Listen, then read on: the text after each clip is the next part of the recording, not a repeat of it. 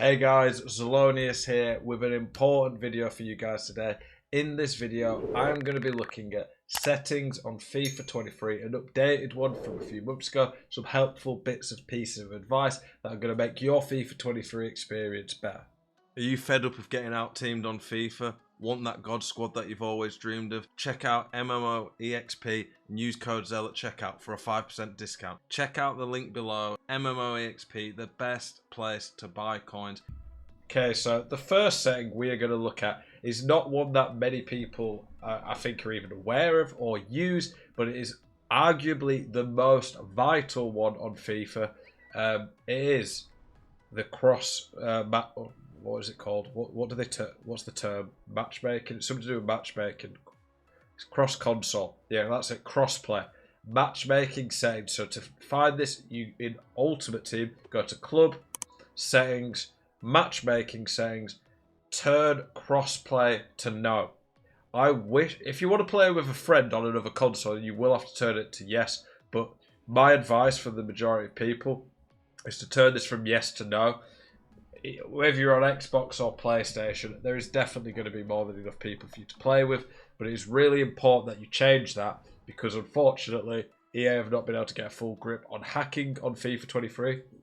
So everyone who's probably played at a decent level on this game will have probably encountered someone playing a PC version of the game against them on crossplay and using a hack where they use AI that's basically unbeatable. I've seen top pro players lose like 5-0 plus to this AI. You don't want that to happen to you, especially not in weekend leagues, so make sure you do that. I also find when you turn the crossplay off, it seems to be a bit smoother gameplay, which is nice too.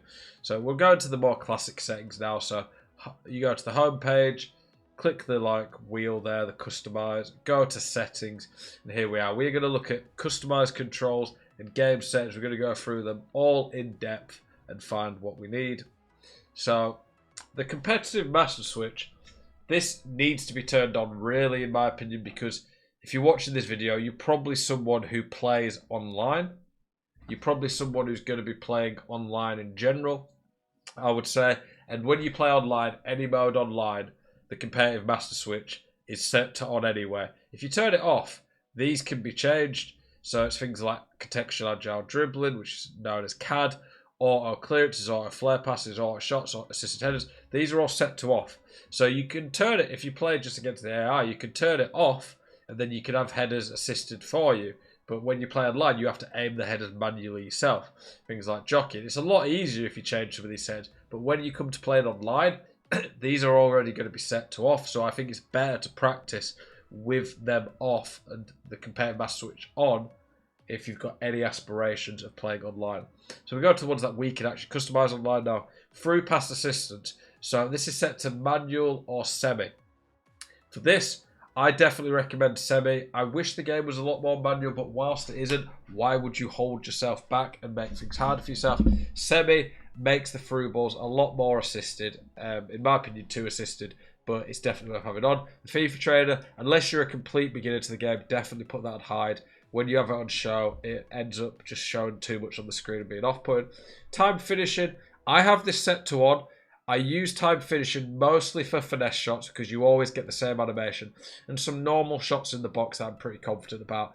If you can get good at time finishing, it definitely is helpful. I definitely think it improves your game.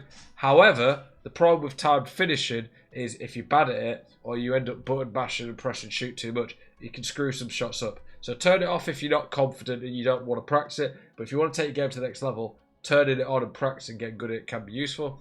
Next player switch indicator. Now this is one that I see a lot of people not actually use. That is a mistake in my opinion.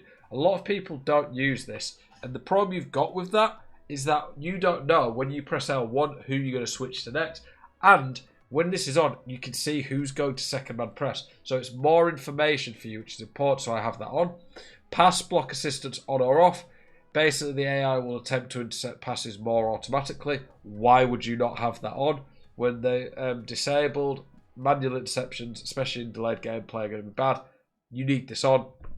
Auto switching, manual, definitely not. Only on loose balls, only on air balls, automatic. Automatic, you definitely do not want that because the game then just switches for you. I have it on air balls and loose balls. You could have it on just air balls, but I think air balls and loose balls works better. The reason you need it on is because basically when someone crosses it, you are not going to be able to quickly switch to the person you want, so you definitely want it on for that. Auto switching move systems, I have this set to none. If you have it on low, it's not too bad, but it's still noticeable. If you have it on high, it's like playing a different game. Effectively, when you switch to a player, it will have already been going a direction that the AI wanted it to go. You can override this and go the way you want. So any more control it gives you, I think, is better. Clearance assistance, this is set to directional or classic. Directional is better in my opinion. It basically means when you press to clear, it's not like fully manual. It doesn't go exactly where you aim, but if it's directional, it will go a little bit more towards where you aim. Again, more control, I think that's better. Player lock, this is when you press the two analog sticks in. This is pretty useful in my opinion. I find it's a pretty good tool, especially for cutbacks or to catch people out. It's more advanced, high level stuff, and I have talked about it in videos before, but a lot of people don't need to worry about it, but you can leave it on because you're not really going to do it by accident. Icon switching, I don't know if EA fixed this, but it was literally buggy and ended up lagging your game, so I would leave it off. I don't think it's useful anyway.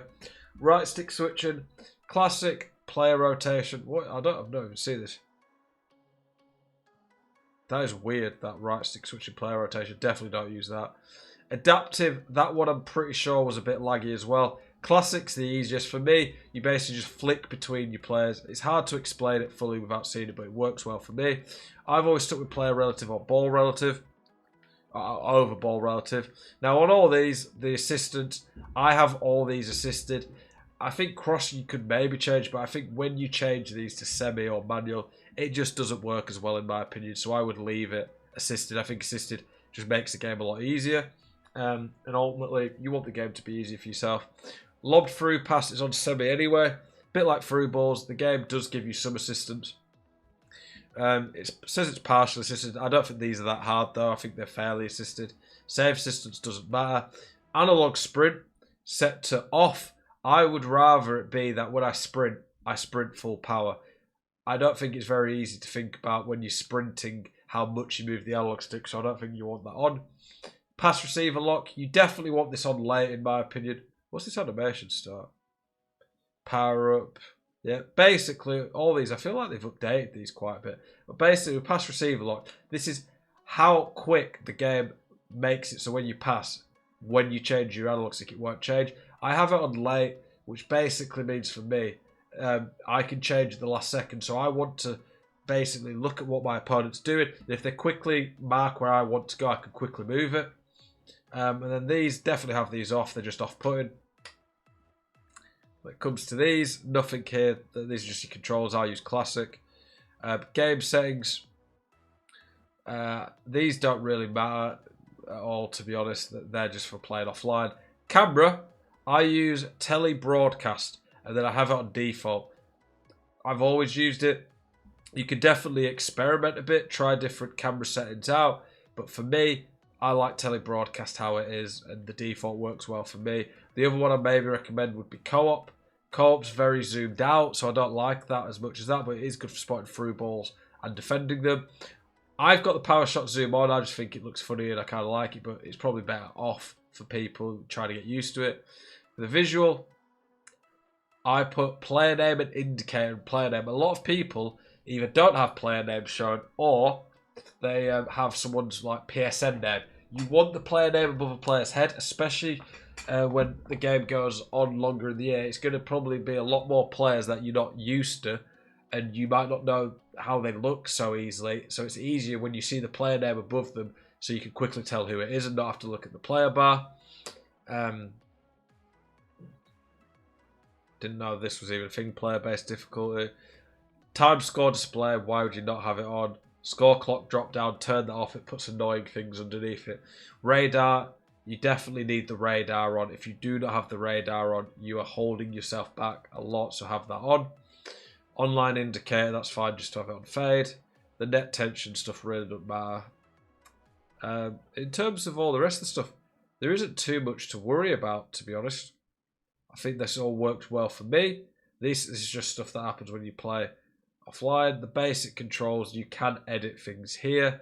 No, you can't edit things here. These are just where it actually shows you all the buttons. But for me, the settings, a lot of them are quite straightforward. There's not many where there's much decision, but it's probably helpful people to watch a video like this, learn a bit more and find out maybe some things they didn't know. Hope you guys have enjoyed this video. I appreciate the support as always. Keep it spicy. See you guys in the next one. Peace.